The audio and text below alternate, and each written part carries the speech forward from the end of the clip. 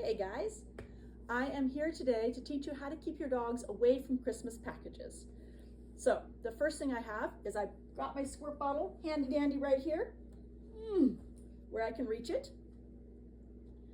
I want my squirt bottle nearby because squirt bottles are a great tactic to use. They don't cause major trauma. They don't terrify. They're not painful, of course, and most dogs don't like them. Even if they like water, they still tend not to like a squirt bottle. The exception to this is Labradors. From what I found, about 20% of Labradors decide they don't care if they get squirted, but the other 80% still do. When you use a squirt bottle, there's a couple of rules. The first one is that you need to keep squirting until your dog turns and leaves. And the reason for this is that it's not a terrible consequence. And most dogs learn that if they just ignore it or they try and play with it, you'll stop doing it. So if your dog bites at the water or they bark at the water, anything like that, keep squirting. If you have to, go to them, grab their collar, turn them around, give them a nudge, and move them on, and then stop squirting. And they'll figure out that they need to walk away when you get the squirt bottle out. The other thing about a squirt bottle is that if you don't want to have to go get it every single time and show it to your dog, that means that when you put your hand on it, you must use it. So if my dog starts running away after I've picked up my squirt bottle, I'm still going to squirt at least once. We are using just water and we are putting it on stream because otherwise it doesn't work very well. I also use a great big squirt bottle because again, it's not a terrible consequence, and little squirt bottles I find don't work very well. So if you have one that you use to mist your plants, you probably need a bigger one than that. Yes. Scouty here thinks squirt bottles are terrible, but he bounces back from it without feeling like, oh no, the world has ended. Now, if I want him to ignore my Christmas presents, what I'm going to do is first make a big deal out of them. What I cannot do is offer them to him or say, Scout, look at this, because that's not fair. I want him to trust that when I offer him something, it is something safe. But I can pick up this present and go, oh, this is so cool. The second he looks at it or sniffs it, I'm going to start hissing and I'm going to grab my squirt bottle. So this is so cool. He's not quite looking at it yet. I love this. If I can't get him to look at it or sniff it, I'm going to give him big pets and engage with him. Oh, buddy, you're so cute. And then I'm going to try it again.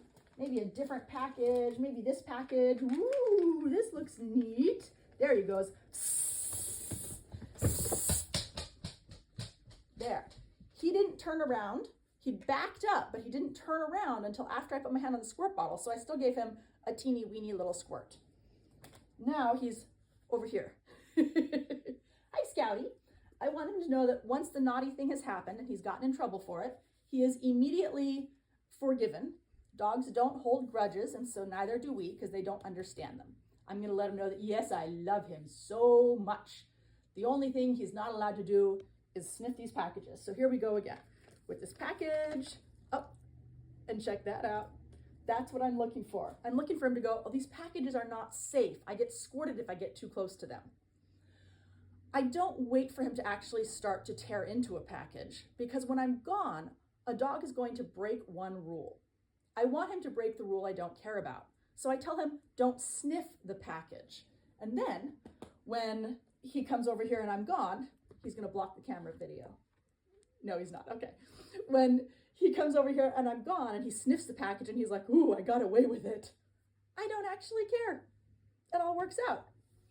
The other thing is that if you have a dog who comes over to the packages only when you're not around, then what you do is you take your tablet or your phone or something, put it on selfie mode and lean it up against a wall or a post, whatever you have to, so that you can use it to see around the corner.